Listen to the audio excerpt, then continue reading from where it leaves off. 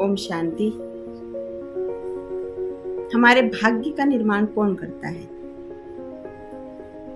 यही एक अंदर सोच आती है या सुनने में मिलता है कि भगवान ने मेरा भाग्य कैसे बनाया।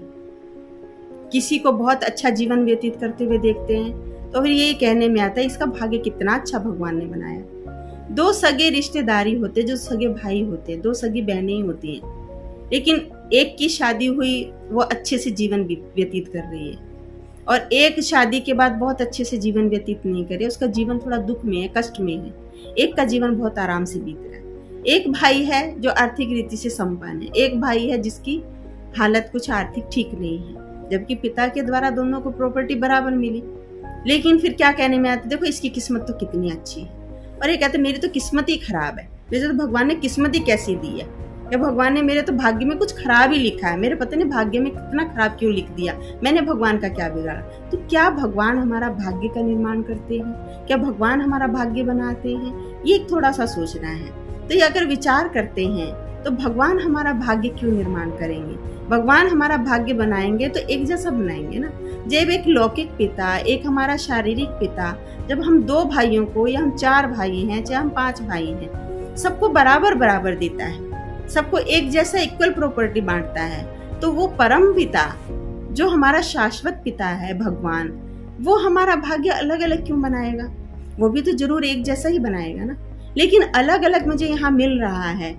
एक को बहुत ऊंचा ओहदा मिला है, एक को कुछ भी पहचान नहीं है समाज के अंदर, एक बहुत आराम की जिंदगी जी रहा है, एक बहुत कष्ट में जीवन जी रहा है जो अपने बच्चों का भरण पोषण ही मुश्किल कर पाता है, एक को समाज में कोई पहचान ही नहीं है, कोई स्थान ही नहीं है। तो ऐसा भगवान क्यों करेगा, जबकि भगवान के तो सभी संतान है, पूरे संसार। जबकि जब कभी हम कष्ट में होते हैं, जब कभी हम परेशानी में होते हैं, तो लास्ट जो हमारी उम्मीद होती है वो भगवान से ही होती है कि अब भगवान ही हमारा पूरा करेगा, भगवान ही तुम्हारा सब कुछ ठीक करेगा। तो जब अंत में हमारी उम्मीद भगवान पर जाती है तो भगवान पहले से ही खराब क्यों करेगा?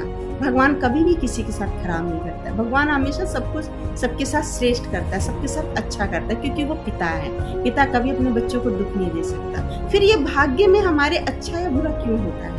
किसी के साथ बहुत अच्छा, किसी के साथ बहुत खराब, किसी को सब कुछ मिल रहा, किसी को कुछ भी नहीं मिला, मेहनत करने के बाद भी उसको प्राप्त नहीं होगा। वास्तव में भाग्य का निर्माण हम स्वयं करते हैं, और वो करते हैं अपने कर्मों के द्वारा। जैसे हमारे कर्म होते हैं ना, भाग्य क्या है? भाग्य है हमें जीवन में मिलने वाली प्राप्तियां, उसको भाग्य कहते हैं। हमें जीवन में मिलने वाली सुविधाएं, हमें जीवन में मिलने वाले जो भी हमारे कार्य व्यवहार है, जो भी कुछ हमें जीवन में प्राप्त होता है, चाहे सुख के रूप में प्राप्त होता है, चाहे दुख के रूप में प्राप्त होता है, चाहे मान के रूप में प्राप्त हुआ, चाहे अपमान के रूप में प्राप्त हुआ, चाहे हमको बहुत स्टेटस मिला, चाहे हमको कुछ भी गुमनामी की जिंदगी जी रहे, ये भाग्य कहलाता है, इसको भाग्य कहते हैं। और इसका निर्माण, इसका रचता स्वयं इंसान है, स्वयं मनुष्य है। और वो कैसे निर्माण करता है? वो करता है अपने कर्मों के द्वारा। जैसा हम कर्म करते हैं वैसे ही हमारा भाग्य बन जाता है, और कर्म बनते हैं हमारी सोच से। कर्मों का जो बीज है वो हमारी सोच है। कर्म हमारे कैसे होंगे वो हमारी सोच निर्धारित करती है।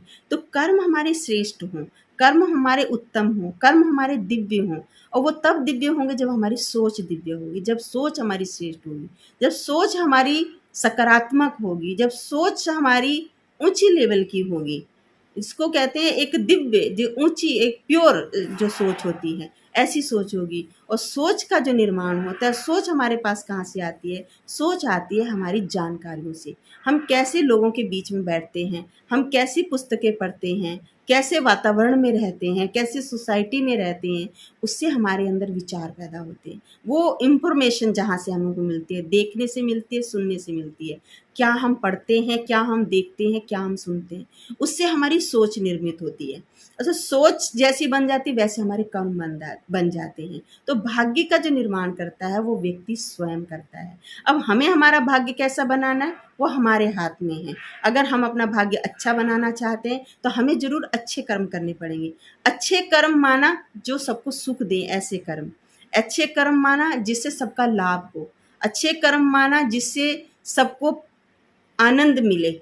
अच्छे कर्म माना जिसमें हम सबके रास्ते में आराम पैदा करें, वो कर्म अच्छे कर्म कहलाते हैं। श्रेष्ठ कर्म कहलाते हैं। और जरूर ऐसे कर्मों का जो फल है वो अच्छा ही होगा। जब हम औरों के लिए रास्ते में फूल बिछाएंगे, जब हम औरों के लिए रास्ता सुगम बनाएंगे, हमारा रास्ता भी जरूर सुगम होगा, क्योंकि जैसा हम करते हैं वैसा ही हम पाते हैं। ये एक सिद्धांत हमारे साइंस में आता है, क्रिया की प्रतिक्रिया।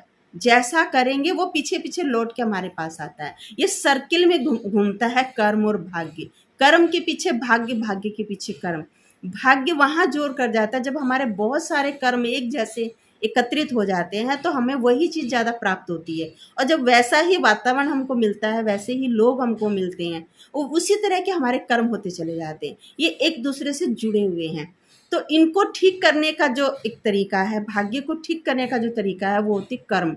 कर्म रूपी कलम वो हमारे हाथ में है। वो हमको जैसा हम चाहें वैसा हम कर सकते हैं। वो हम कैसा निर्माण करना चाहते हैं अपने भाग्य का, वो हमारे हाथ में। भगवान ने ये छूट हमको दी हुई है अपना भाग्य निर्माण करने की। भगवान हमारा भाग्य निर्मित नहीं करता है, भगवान हमारा भाग्य नहीं लिखता है। भगवान तो सबका भाग्य अच्छा ही अच्छा लिखेगा, श्रेष्ठ ही श्रेष्ठ लिखेगा, क्योंकि हर पिता को अपने बच्चे सब प्यारे ही होते हैं। चाहे बच्चा लायक है चाहे ना लायक हो, लेकिन हर माँ बाप को अपना बच्चा लायक दिखता है। हर माँ बाप को अपना बच्चा योग्य दिखता है। तो भगवान को भी हम सब बच्चों में अच्छाइयाँ ही अच्छाइयाँ दिखती हैं, ऊंचाइयाँ ही ऊंचाइयाँ दिखती हैं, श्रेष्ठता ही दिखती है। बशर्ते कि ये कि हम ऊंचे बने, हम श्रेष्ठ बने। वो निर्भर करता है हमारे कर्मों पर। तो अपने कर्मों पर ध्यान हमको देना है। हमारे कर्म किस कैटेगरी के हैं, हम कौन से कर्म कर रहे हैं, हमें ध्यान ही नहीं है, ऐसे ही किए चले जा रहे हैं। हमारा अपने कर्मों पर फोकस हो, हमारा अपने कर्मों पर ध्यान हो। जैसा क्योंकि हम करेंगे वैसे ही हमको मिलेगा। किसी दूसरे का किया हुआ हमें नहीं मिलेगा, हमारा किया हुआ किसी दूसरे को नहीं मिलेगा, हमारा किया हुआ हमें ही मिलेगा। दूसरे का किया हुआ दूसरे को मिलेगा। ऐसा नहीं है कि पिता ने पुण्य कर दिया तो बच्चे को उसका फल मिलेगा, बच्चे ने पुण्य का काम श्रेष्ठ काम किया तो पिता को उसका फल मिल जाएगा। पिता ने अगर अच्छा काम किया है तो उसका फल पिता को ही मिलेगा, और बच्चे ने अगर अच्छा काम किया है तो उसका फल बच्चे को ही मिलेगा। एक दूसरे के कर्म की कोई दूसरा नहीं ले सकता उसका भोग। जो भी हम भोग भोगते हैं, जो भी हमको फल मिलता है, सुख या दुख, निंदा या स्तुति, लाभ या हानि, सुखद जीवन या दुखद जीवन, जिस भी रूप में हमको ये भोग मिल रहा है, भाग्य मिल रहा है, उसके निर्मित हम स्वयं हैं। ईश्वर नहीं है, ना ही कोई मेरे रिश्तेदार हैं, ना ही मेरे पड़ोसी हैं, कोई भी रिश्ते का जिम्मेवार नहीं है, इसके जिम्मेवार हम स्वयं। तो भाग्य का निर्माण ईश्वर नहीं, इंसान खुद करता है, हम खुद करते हैं। तो अपने कर्मों पर हमको ध्यान देना है, तो हमारा भाग्य बहुत ही अच्छा होगा। ओम शांति।